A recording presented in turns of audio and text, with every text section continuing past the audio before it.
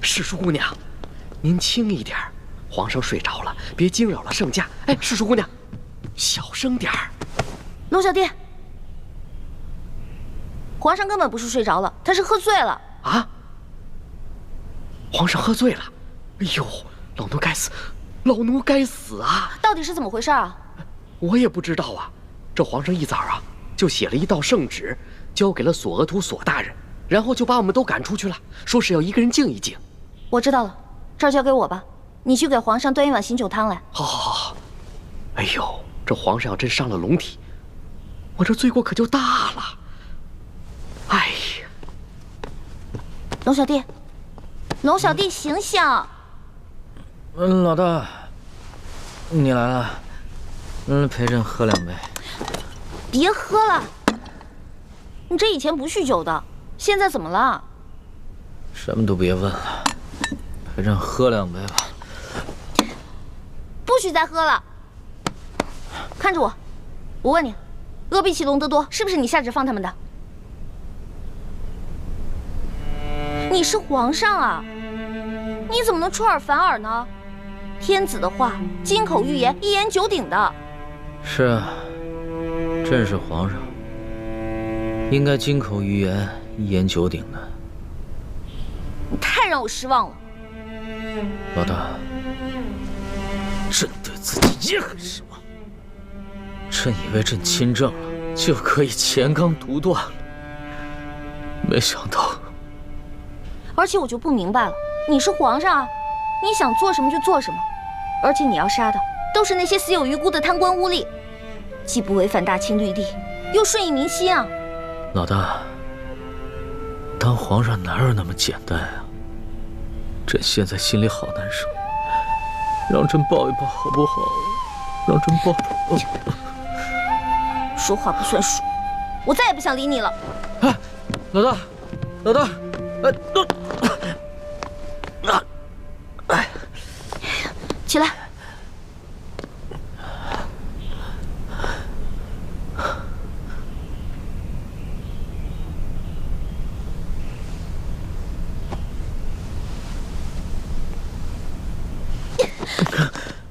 你就是个大骗子，我再也不想理你了。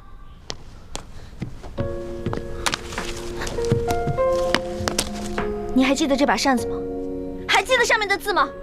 你曾经说过，你不会让你的耳朵变成摆设。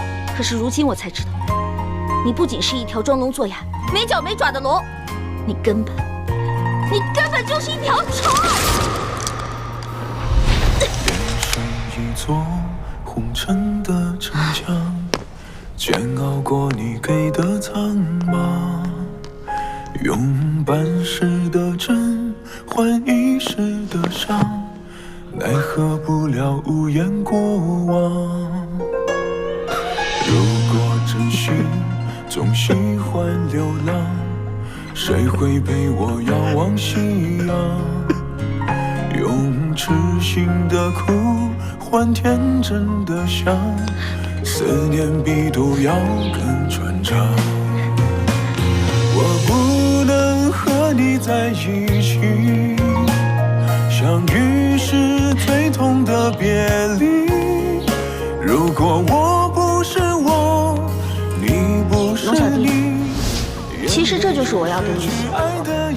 你要记得曾经答应过我的那些话，消除贵族特权，革除积弊，整顿吏治，让全天下的老百姓都过上好日子。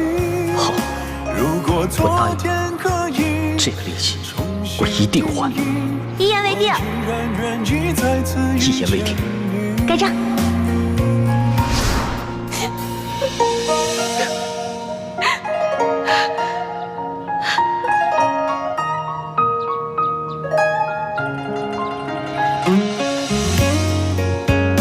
龙小弟，我这个老大可能要先行一步了。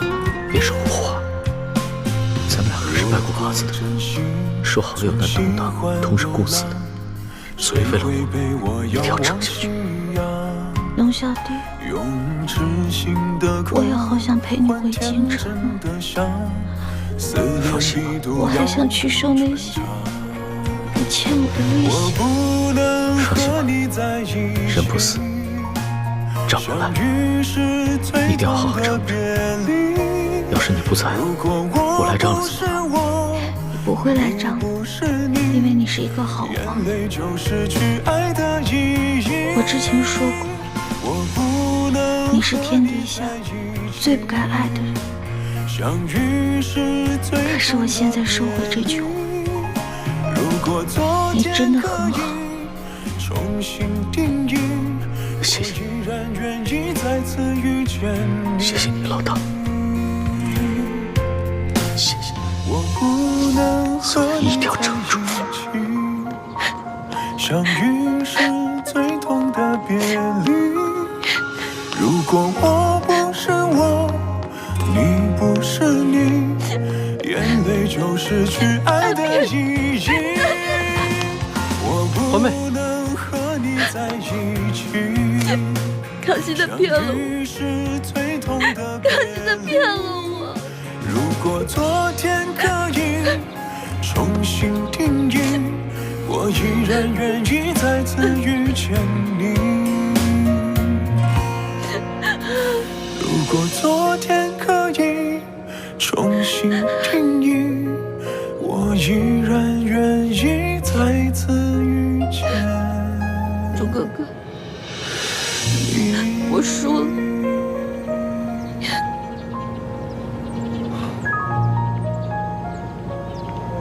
别难过了。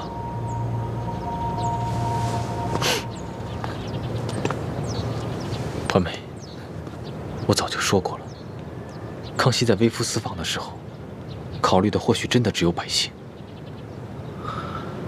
可他一回到这紫禁城，回到金銮殿，考虑更多的是他的皇位。朱哥哥，我问你，如果有一天你当上了皇上，你会不会跟康熙一样，在你心里最重要的是黎民百姓，还是你的皇位？你要说实话，不许骗我。如果有一天我做了皇帝，康熙没能做到的，我都能做到。你说的是真的吗？我永远不会骗你。我跟康熙不一样，他从小生长在宫里，而我从小生长在民间。我对老百姓的感情和他对老百姓的感情是不一样的。我远比他了解民间的疾苦，朝廷的积弊。欢梅，如果有一天我骗了你，就让我天打雷劈，不得好死。我不用你发这些毒誓，我相信你，朱哥哥。最起码你没骗过我，不像康熙那样。我现在终于知道为什么师父跟爹要光复大明，扶你登基了。欢梅，你终于想明白了。我想明白了，而且通过这次山西微服私访，我也看明白了很多以前没有看明白的事情。像我们以前那样小打小闹，这里诛杀一个恶霸，那里铲除一个贪官，不过是图一时的快意恩仇，根本没有办法把老百姓从水深火热当中解救出来。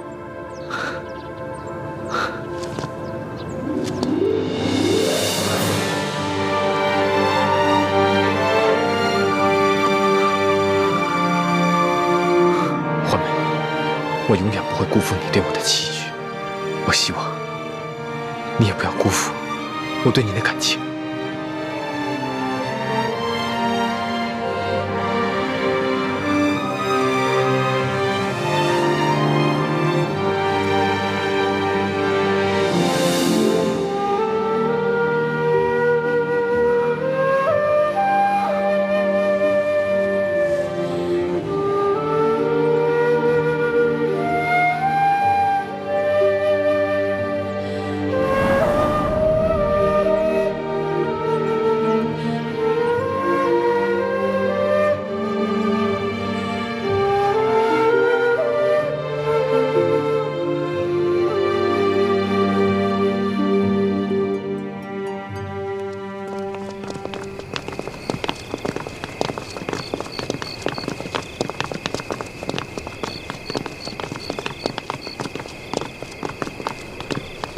吉祥。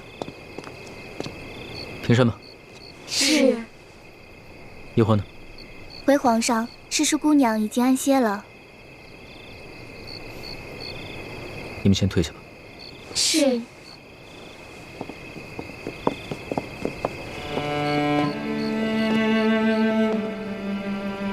老大，老大，老大，朕知道你还没有安心，朕想跟你说会儿话。老大，皇上，您还是先回去吧。诗书姑娘，她是小孩子脾气，您越是上赶着跟她解释，她就越是听不进去。您先放下几天，过几天自然就好了。只怕这次事情非比寻常，她跟朕不是一般的知己。皇上您放心，奴才跟李太医会好好劝劝她，相信她会明白的。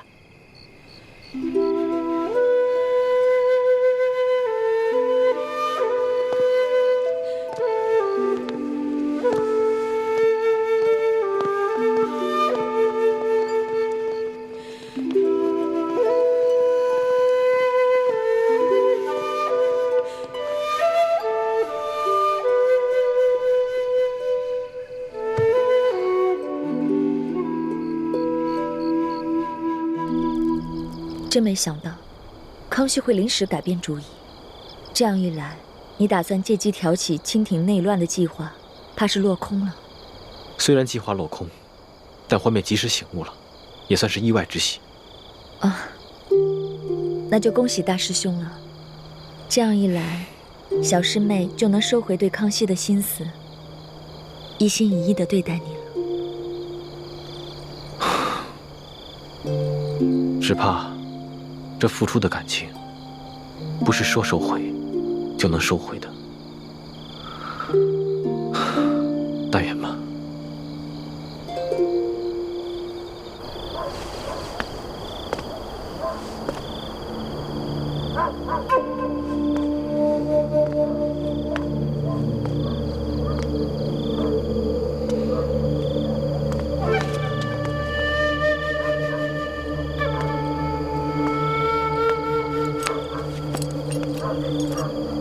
师弟，怎么什么动静都没有啊？不知道，不过应该快了吧？吴应奇最近几天每天都会在这个时候演出。吴应奇的大哥吴应雄是建宁公主的额驸，他们平西王府在京城也有很多的亲友故旧，所以吴应奇应该会有很多的应酬。哎，应酬肯定是有，但没准儿他还有什么其他的计划呢？师姐，我觉得三师傅说的对，我们还是应该提防一下吴应奇，别被他的外表给骗了。你别提我爹了，我爹根本就没把我当成他的亲生女儿，他只喜欢一欢一个人。哎，你可千万别这么说你爹啊！三师傅其实很疼你的。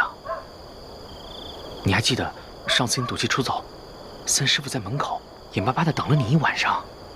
哎呀，哦，对了，还有你脸上的伤，三师傅其实一直都在为你寻找那些珍稀的药材，为你配制那个什么冰肌玉元膏。还有小师妹，其实她心里也一直觉得挺对不住你。好了，你别说了，我不想听。好，我不说了。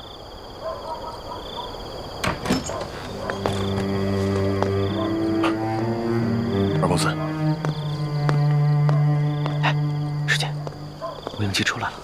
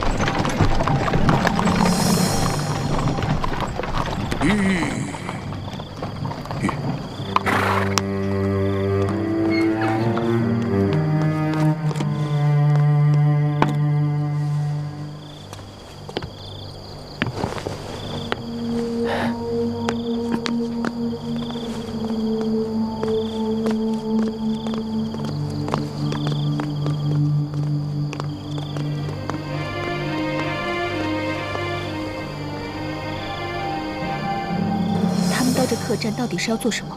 应该是见什么人吧。师姐，你在这守着，我跟进去看一下。嗯。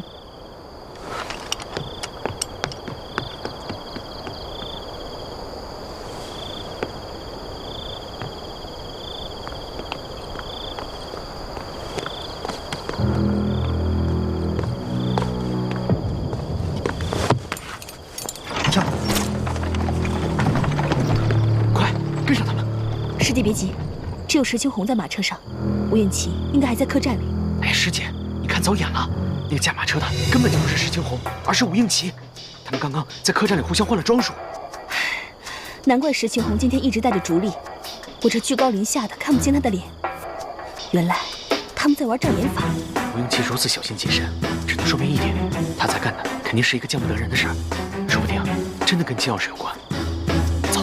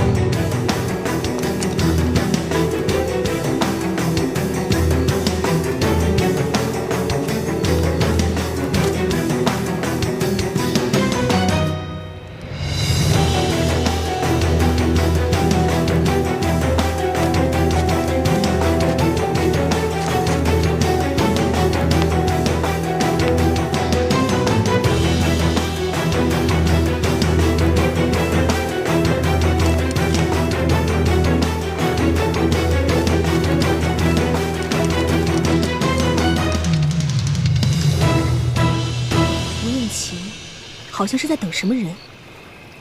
这么晚了，他肯定不是一个人来这里看风景的，必定是在等什么人。师弟，你看，湖中间有一艘大船。想不到吴应琪行事竟然如此小心谨慎，居然将与人约见的地点定在了湖中心的大船上。樊师姐，你该不会到现在还认为吴应琪只是一个胸无城府、只懂得琴棋书画的文弱书生吧？可是也有可能是吴三桂的指示吧？你别再拿这些借口自己骗自己了，好不好？师姐，三师傅那边我可以替你打掩护，不过三师傅说的对啊，吴应琪他毕竟是贼人吴三桂的儿子，我们不可以不防。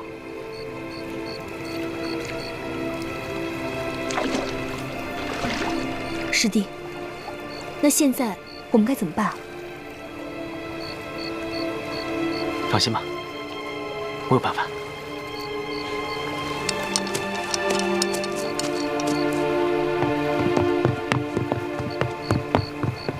二公子，二公子，师弟，你可千万注意安全，万一有什么意外，我随时去接应。好的。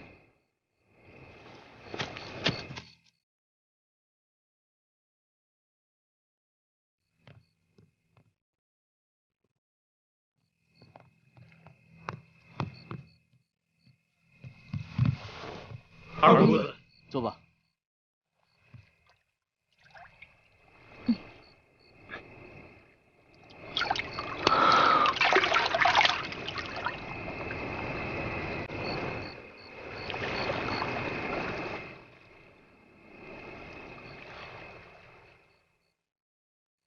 既然人都到齐了，那我们就开始吧。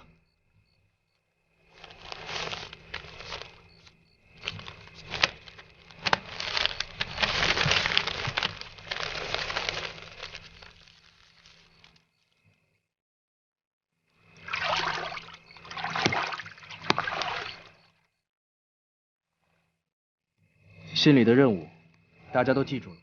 记住了。既然记住了，知道该怎么办吧？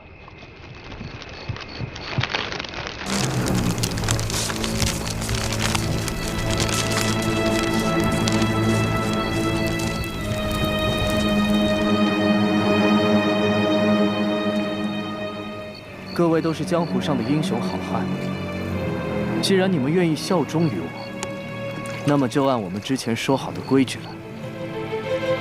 你们若可忠于我，我保你们荣华富贵；可若你们对我有二心，也休怪我翻脸无情。我等誓死追随二公子，永不背叛。好。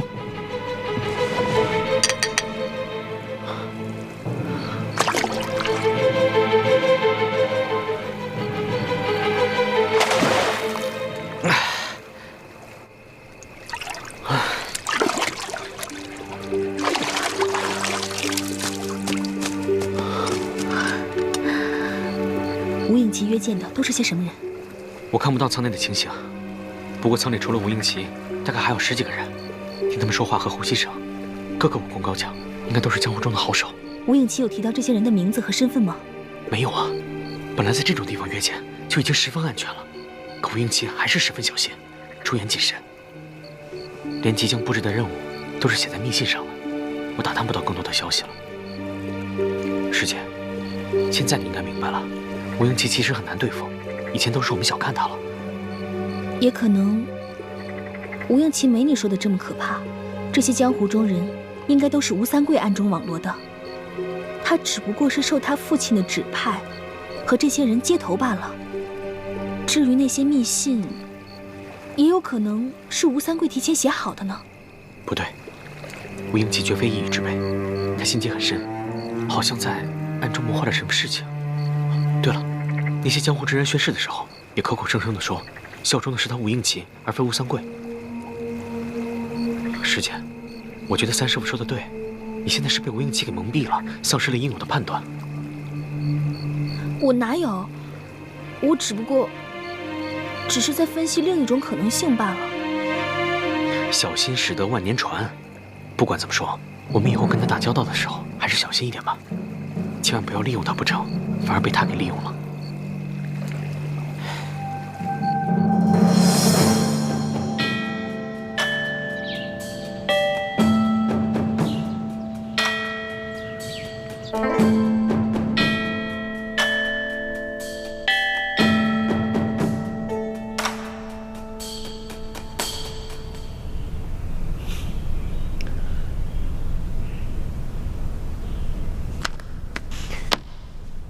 老大，你就别再板着一张脸了，行吗？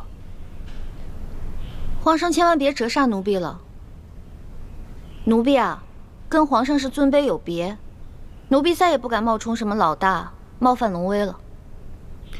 朕知道你心里还在生朕的气。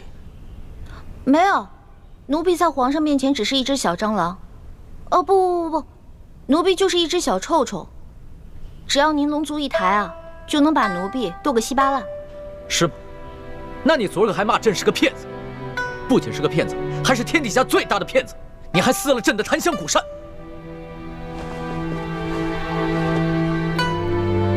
奴婢得了失心疯了，求皇上治罪，奴婢罪该万死。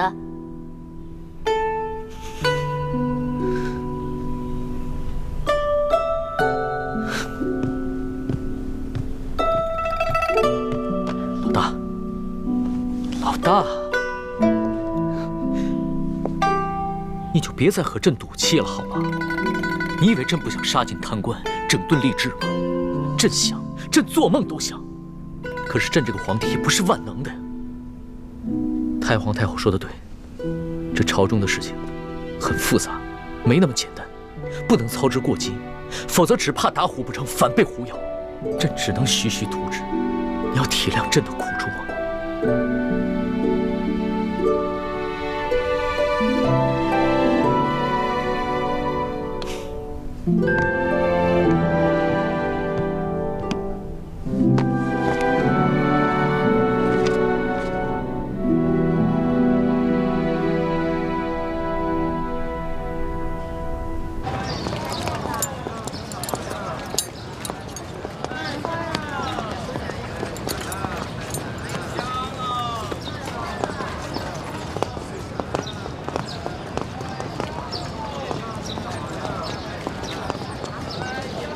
二公子，时候不早了，咱们该赶路了。再等一会儿吧。叶姑娘和叶少侠一定是在京城寻到了亲人，想必不会和我们一起去滇都了。咱们还是赶快赶路好了。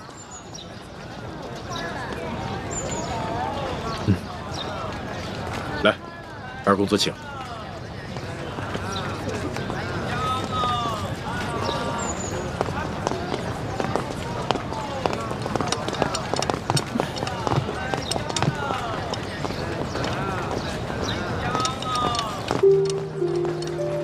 倩影，倩影，叶兄弟，二公子，二公子，我还以为今生再也见不到你了。所以说这就是缘分。我们原计划在京城投亲，但找了许久也没有找到。听说是以前搬到外地了。我本想在京城找一家镖局落脚，但是我妹妹一直拉着我，让我来投靠二公子。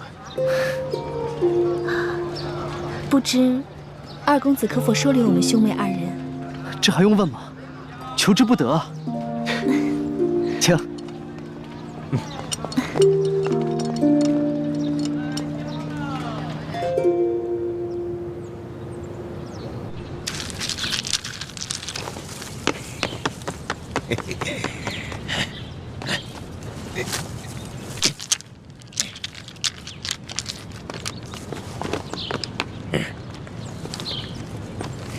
这一纵队向左，这一纵队向右，啊！开始攻城！哈哈哈哈！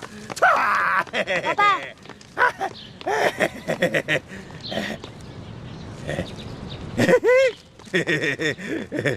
有人来了，有人来看我了，我要吃的。老爸，我是一欢，我来看你了，给你糖吃。我要吃的啊！哦，好吃，真好吃。玉欢，玉欢是谁啊？我要吃，好吃，我好吃。我的糖。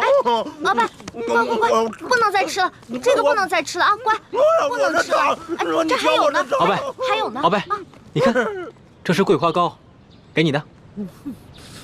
你是好人，他是坏人，他抢我糖，不好。哎，好吃，好吃。猪哥哥，看来鳌拜是真的疯了。好吃。吃完了，我们要杀出去。鳌拜，我们先走了啊，把吃的放在这儿，你自己慢慢吃。你们下次来看我，再知道。我还要。走吧。好吃，吃完了我们杀出去。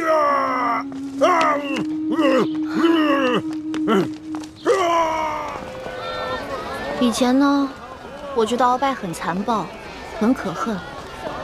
可是他疯了以后，今天又看到他这样，我真的觉得他很可怜。你觉得他可怜，说不定他自己觉得很快乐呢。他这一生，前半辈子替爱新觉罗一族打天下，后半辈子在朝堂上和其他3个顾命大臣斗得你死我活，未必有现在的日子过得自在。鳌拜这一疯，他手下的情报网络也都瘫痪了，潜伏在咱们明珠谷的奸细也不会再露面了。现在形势很复杂，樊师妹跟叶师弟跟着吴应奇去了云南，继续打探1号金钥匙的下落。希望他们能顺利找到金钥匙，咱们也顺利找到真的铜匣，再找出潜伏在明珠谷的奸细，这样咱们就可以撤出紫禁城了。欢妹，你不是一直打算继续留在宫里吗？那是以前，现在康熙已经不是我的龙小弟了，我不想再继续留在那个骗子身边了。走吧。二公子辛苦了。王爷有命，要二公子一回来，速去复命，不得耽搁。好，我这就去。叶兄，倩影，我娘和我喜欢清静，所以自行冠礼之后，我娘就随我搬出了王府。这样甚好。倘若真是平西王府的话，只怕我们兄妹二人还不敢踏入了。吴嬷嬷，这位是叶兄弟，叶姑娘，你要为他们安排最上等的客房。二公子放心，昨一接到消息，我就准备好了，一切用度都安排了最好的。哎，对了，让你准备的药材，你准备齐了吗？大多都准备好了，都是双份，但唯有一味雪肤草只找到了1份。倩影，你看，为你调制药膏的药材，咱们可找齐了。可是，皇上命你把1份药材送往京城，这雪肤草却只有1份。皇上那边啊，咱们再想办法。当然是先给你找齐了药钱。叶兄，倩影，我还有要事，就无暇陪你们先拜见我娘了。你们先到府上安顿，有什么需要的就跟吴嬷嬷讲，等我晚上回来，再给你们接风洗尘。二公子且忙正事要紧，不必以我们兄妹二人为念。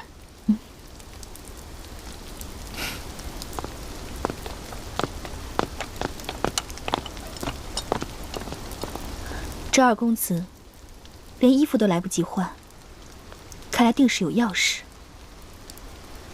叶公子，叶姑娘，请。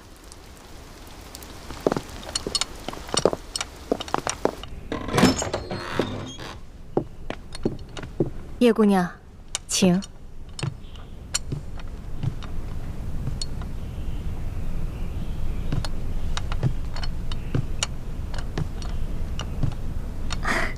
叶姑娘，看看，还有什么短缺的？哦，没有了，都挺好的，有劳了。那叶姑娘且先安歇，我再去叶公子房里看看。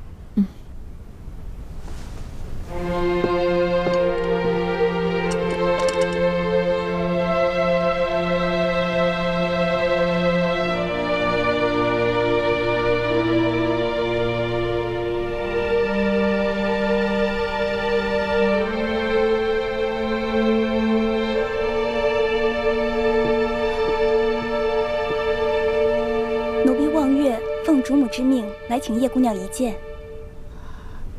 你家主母是？我家主母是平西王侧妃，二公子的娘亲。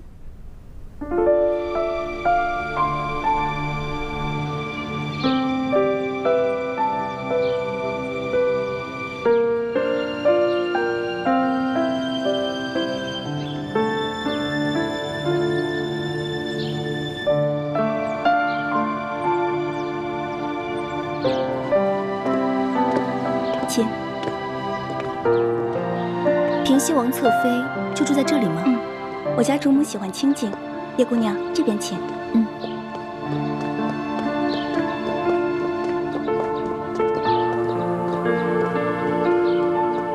主子，叶姑娘来了。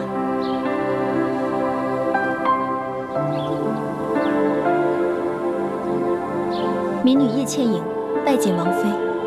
不必多礼，看茶。是。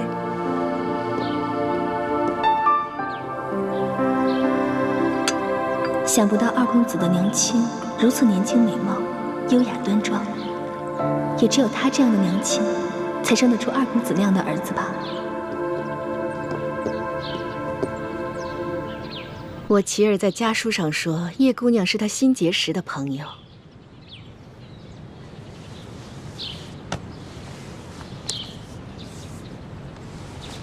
并且是她的红颜知己。琪儿这一路上遇到了很多惊险，多亏了叶姑娘屡次搭救，我心里好生感激。王妃言重了，二公子吉人自有天相，我不过是略施以援手罢了。叶姑娘，你虽说是江湖儿女，但是性子却温柔和善，落落大方。我一见你，心里就好生欢喜。叶姑娘，你还是第一次来滇都吧？你且安心的在我府上住下，等我琪儿忙完公务，让她带你四下好好逛一逛，好好的领略一下滇都风情。多谢王妃。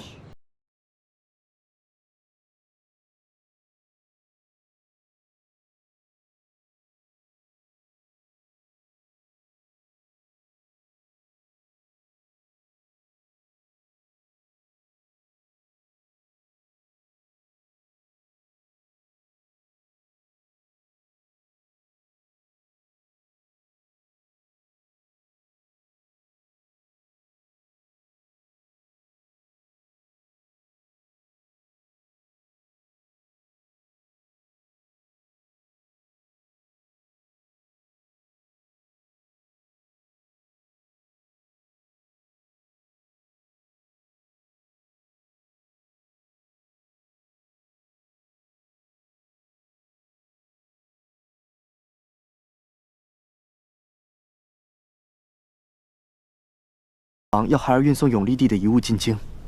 孩儿在登记造册之时，曾看过一眼这把金钥匙，但是也并没有十分留意。后来与山西总兵舒建会面之时，舒建特意将这把金钥匙贴身收藏，儿子也只是远远地看了一眼，对这把金钥匙的印象也并不是十分分明。后来父王命密使从舒建那夺回金钥匙，那密使也是直接带走了金钥匙。孩儿也就没有机会再见到，所以您要问孩儿，这把金钥匙是不是当初的那把？孩儿也不敢确定。你这话说的是真的？那这把金钥匙？假的。假的？那真的呢？不知道，下落不明。那父王真是大意失荆州啊！当年绞杀永历帝时，父王就见他镜中带着一把金钥匙。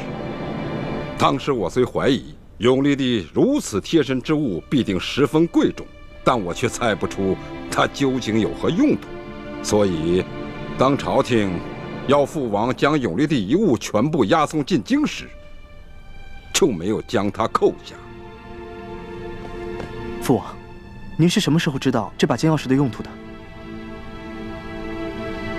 ？10多年前，父王绞杀永历帝以后，就已经成为朱明联盟必杀之而后快的第一人。所以，父王就在朱明联盟里安插了内线。在你们押送永历帝遗物进京后，我才从内线那里得到了消息。当年崇祯皇帝意识到大明江山危机时，就将宫里的宝藏隐藏在一个秘密的地方，然后绘制了一张藏宝图，藏在了一个铜匣子里。除了藏宝图，这铜匣中还藏有各地朱明联盟成员的潜伏名单。所以这把金钥匙就是开启那个铜匣子的。不错，打开这个铜匣子的金钥匙一共有3把，3把必须同时打开，否则就会破坏机关，毁掉铜匣子里的藏宝图与名单。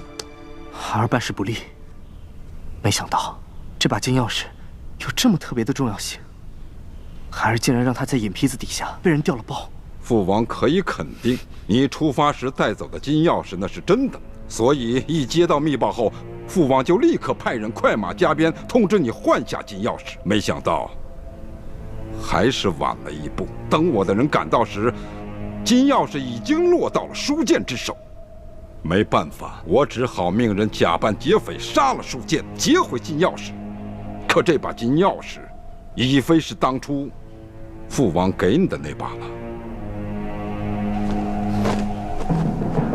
孩儿办事不力，请父王降罪。琪儿，现在不是谈责任的时候，你要仔细想想，这一路上除了你和舒建之外，还有没有其他人也接触过这把金钥匙？琪儿，莫非你想起了什么？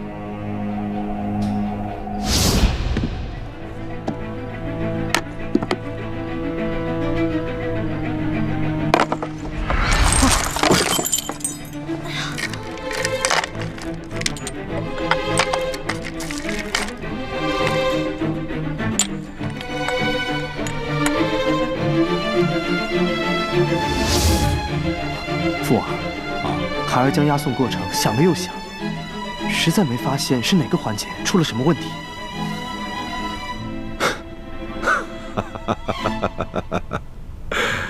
雪儿啊，你这次京城之行十分辛苦，父王啊，对你非常满意。我已命人将给你的赏赐送到你的府邸，你先回去好好休息。若是想起什么，再回来告诉父王。是，孩儿告退。嗯。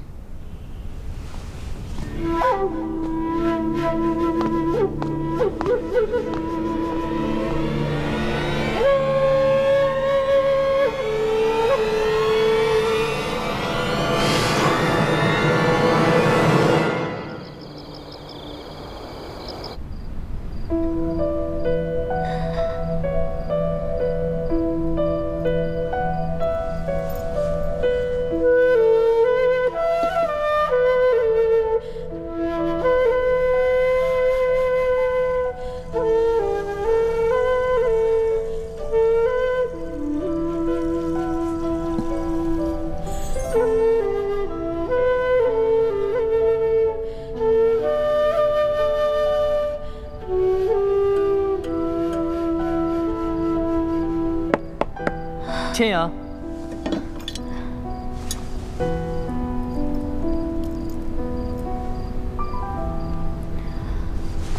千阳，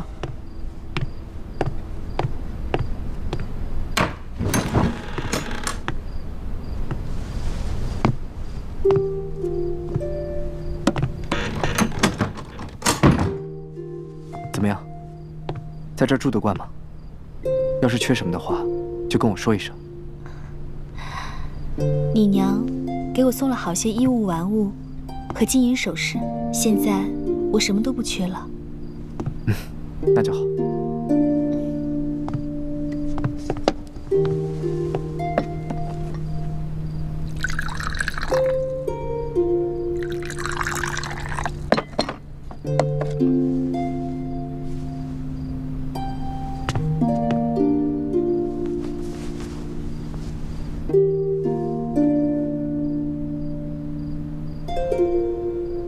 二公子，你这是怎么了？好像脸色有一点不好。没什么，就是今天去交差时，被我父王数落了一顿。你一路上这么辛苦，你父王为何还要训斥你啊？还不是因为永历帝遗物里的那把金钥匙。什么金钥匙啊？千阳，你还记得吗？永历帝遗物中的那个首饰盒里，有一把金钥匙。当时你打开盒子看，还有东西掉在了地上，你捡起的东西里面就有那把金钥匙。是吗？我不记得了，只记得那些东西掉在地上后，我就一股脑的都将它们捡回了盒子。莫非是舒总兵从永历帝遗物当中拿出来戴在剑上的那样东西？难不成就是那把金钥匙？不错。后来书剑遇刺，那把金钥匙也不知被什么人掳走了。我父王为此责怪我，说不好向朝廷交代。哦，这书剑遇刺一案，皇上已知道是山西巡抚刘德昭所为，那金钥匙应该就在刘德昭手上。如今皇帝已判他下狱，那这金钥匙就应该在皇帝手上。你父王不过是责备你几句罢了。我还是第一次外出办差，没想到办成这样，我心里很是自责。英奇，对不起，是我盗走了金钥匙，不过我盗走的也是一把假的，就算我告诉你实话，你只怕也不会相信。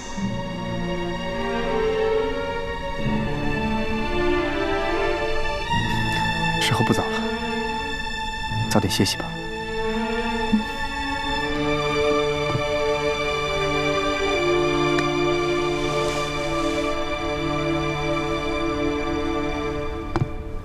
二公子，这是什么？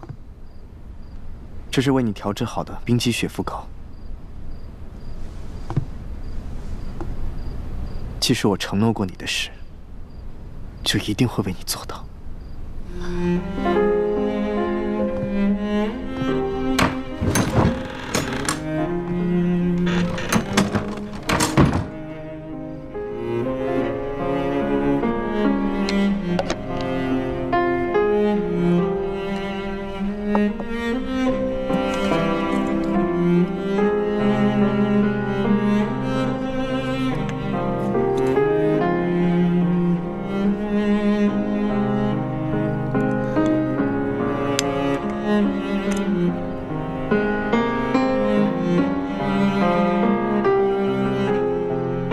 殷勤，对不起，对不起。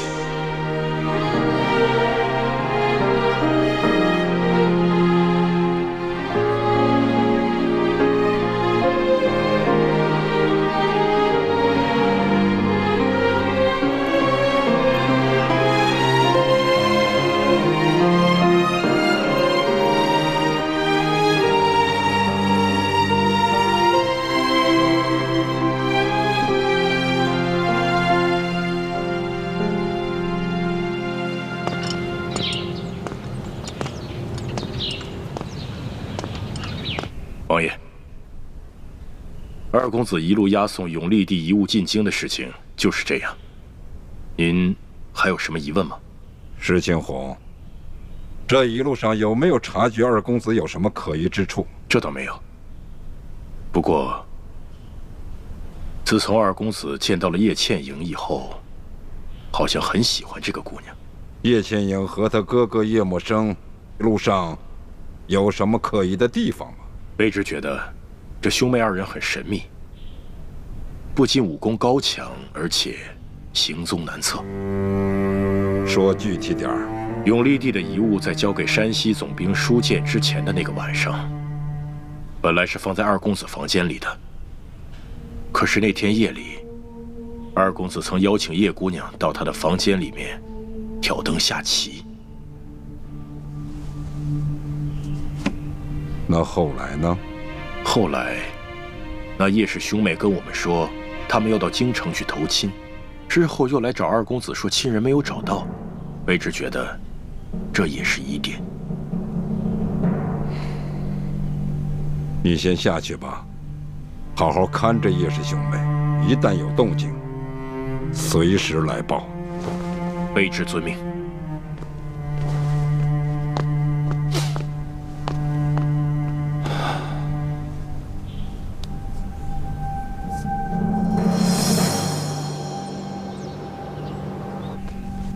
二公子，王爷问我话的情形就是这样。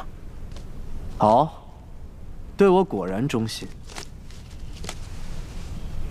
这是我父王赏我的，现在他们都是你的了。这太多了吧，卑职不敢收。怎么？我父王说的话你就听，我说的话你就不听了？卑职不敢。老实啊，自从我父王把你调到我身边，我就知道你是来干什么的。二公子，卑职虽然效忠于王爷，但自从到了二公子身边，从未在王爷面前说过您半句坏话。我知道，要不然你也活不到今天。二公子，这话什么意思？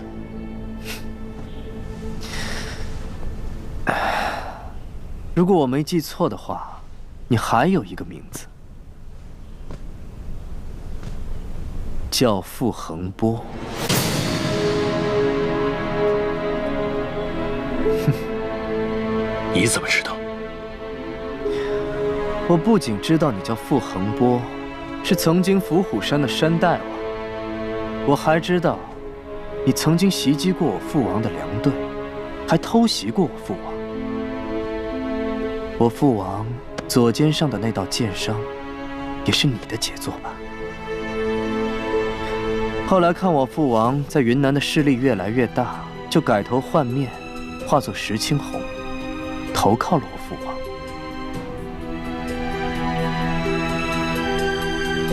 既然你什么都知道，为什么不揭发我？哼，那是因为你对我还不错。石青红，我就问你一句：我和我父王之间，你更愿意效忠于谁？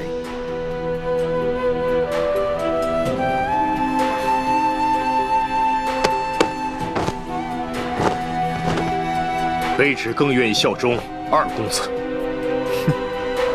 好。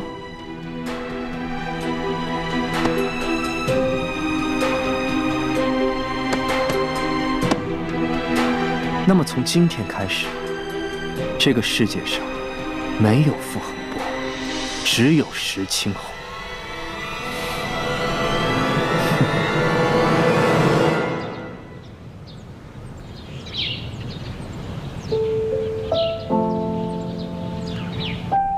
叶欢，这个是吴应奇命人快马加鞭从云南送来的药材，你看一看，是不是你要配置冰肌血肤养颜膏的药材？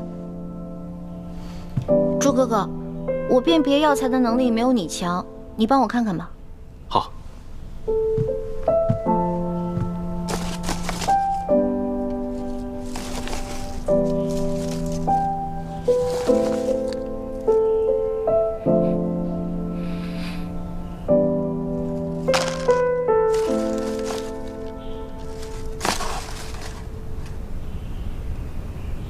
回皇上，这的确是配置冰肌血肤养颜膏所需要的药材，但是独独少了一味最重要的血肤草。那怎么办啊？那冰肌血肤养颜膏是制不出来了吗？那不是，叶欢，你先别着急，我让吴应奇再想想办法。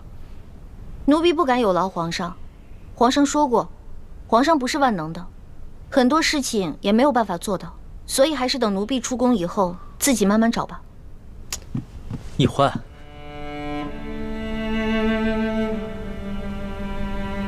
叶欢，你非要这么别扭地跟朕说话吗？皇上，臣妹只是一时没想明白，待臣慢慢开导她吧。叶太医，还是你能体谅朕的苦衷。臣自幼在江湖上闯荡，所以比臣妹更了解这世间之事，各有各的因果。这世间之人，各有各的无奈。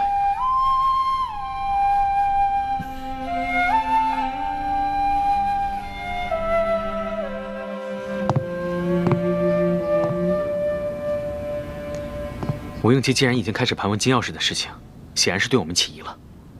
我想，我们必须赶紧撤了，不然这把走不了了。不行，我们的任务还没有完成，不能就这么半途而废。吴应奇虽然对我们有点起疑，但没有说破，反而送了我冰肌血肤膏，这说明他没有任何证据。如果我们就此撤离，反而坐实了他对我们的怀疑。好，那我们就再观察一下看看。不过如果形势不对的话，我们只能放弃任务，先撤离再说。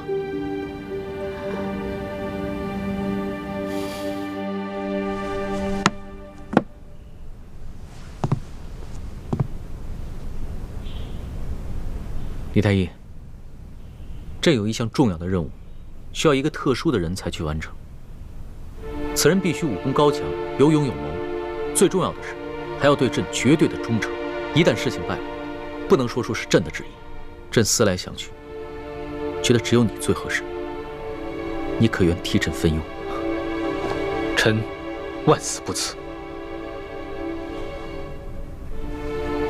这个铜匣子乃前明的崇祯皇帝所留，里边不但有潜伏在全国各地前朝著名联盟的名单，还有一份藏宝图。这个崇祯皇帝啊，生前昏聩无能，没想到临死之前还灵光乍现，留下了这么一个铜匣子和金钥匙的谜局，用来复国。所以朕必须得到这3把金钥匙，打开这个铜匣。皇上也想找到藏宝图，说来说去，皇上也贪财。朕是贪财。但是朕贪的财和你不一样，你贪财是为了你的乡亲，朕贪财是为了大清的子民、天下的百姓。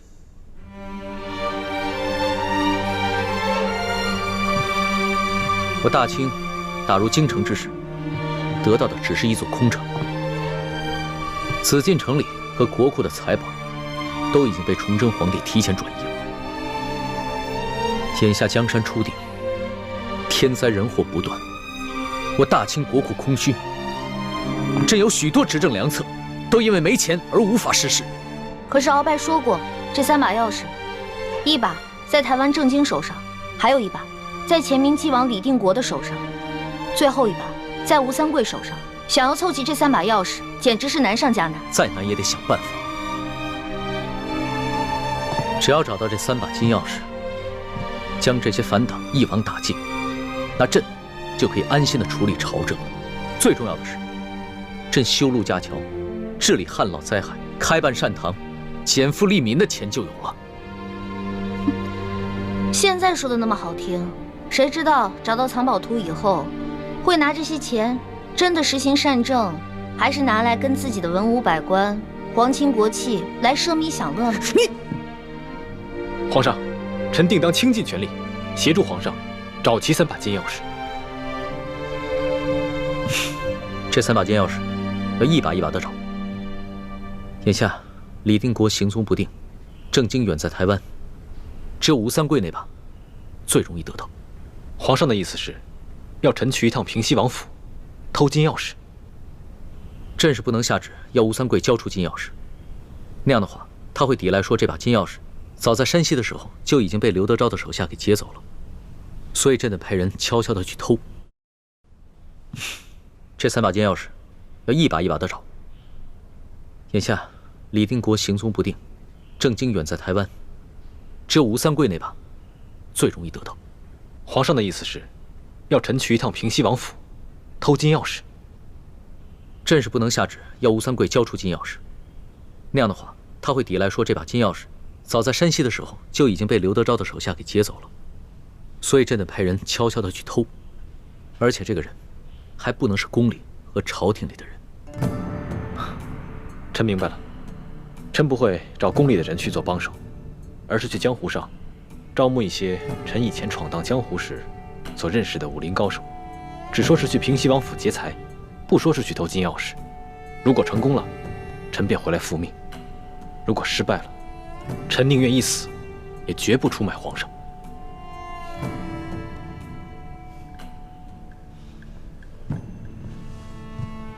李太医，此次行动十分危险，你一定要多加小心。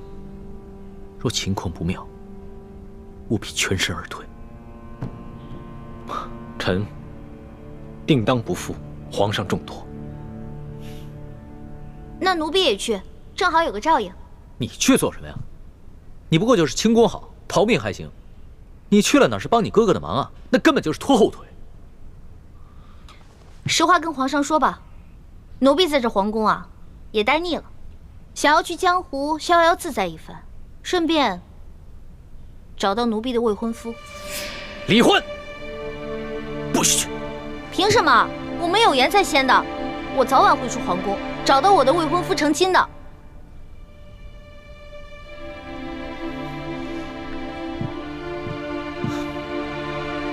老大，别再跟小弟赌气了。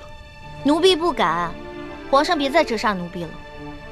那日在刑场之上，奴婢跟龙三已经断绝了兄弟之情，如今已经不再是兄弟了，而是君臣。好，那朕就下旨让你在宫中陪着朕，永远都不得离开。那奴婢如果非得要走呢？您是打算把奴婢的双腿砍下来啊，还是用铁链子把奴婢锁进天牢呢？易欢，皇上胸怀宽广，又重情义，所以才对你一忍再忍，你怎可不知好歹，得寸进尺？你那未婚夫迟迟不来寻你，想必是有更重要的事情去做。待他完成了心愿，归来寻你之时，你再向皇上辞行也不迟啊。到那个时候，皇上一定会放你离开的。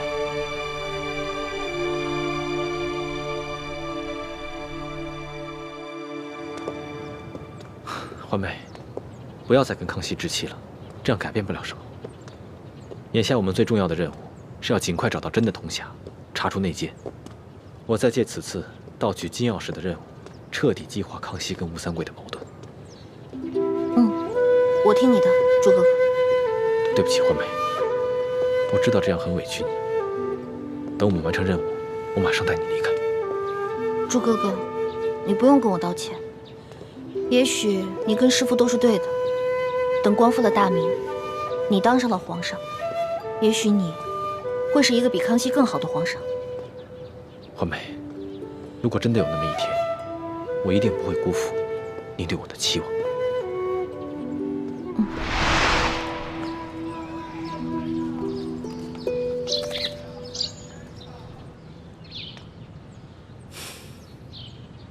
太子，此次康熙派你去滇都抢夺金钥匙，没安着什么好心。若是成功了，自不必说；若是失败了，他可以把责任推得一干二净，也不至于跟吴三桂闹翻脸。只是康熙万万没有想到，我们正好可以将计就计。等我拿到金钥匙以后，我就交一把假的给他，再向吴三桂透露我们是受了康熙的指使，从而进一步激化康熙跟吴三桂的矛盾。太子此计甚好，只是吴三桂早已知晓金钥匙的秘密，定会妥善收藏，并派重兵把守。你一个人前去，恐难达成任务。我等师长为了确保万无一失，跟你一同前往。若有诸位师长相助，此次去滇都盗取金钥匙，定能事成。可是吴三桂的平西王府机关重重，咱们这些人除了雪衣居士，没有人懂得机关阵法之术，所以没有他的话，此事不行。六师傅去山西追杀裘贵去了，也不知道得手了没有。盗取金钥匙也是当务之急的，我们得赶紧通知雪衣居士，让他杀了裘贵之后，火速赶往滇都，与咱们会合。这事儿就交给我吧。最近我训练了一批信鸽，正好派上用场。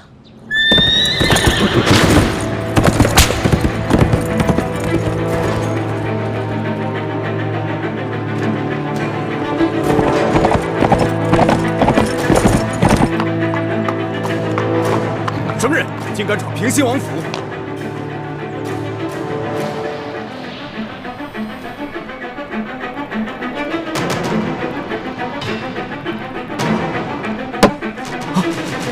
你没想到吧？一路上与你朝夕相处的叶倩影和叶默生都是朱明联盟的奸细，他二人根本不是兄妹，而是师姐弟。叶倩影本姓樊，应该叫樊倩影，他爹就是前明御医樊离。他们与你的相遇根本不是巧合，更不是你和一个女人一见钟情的艳遇。父王。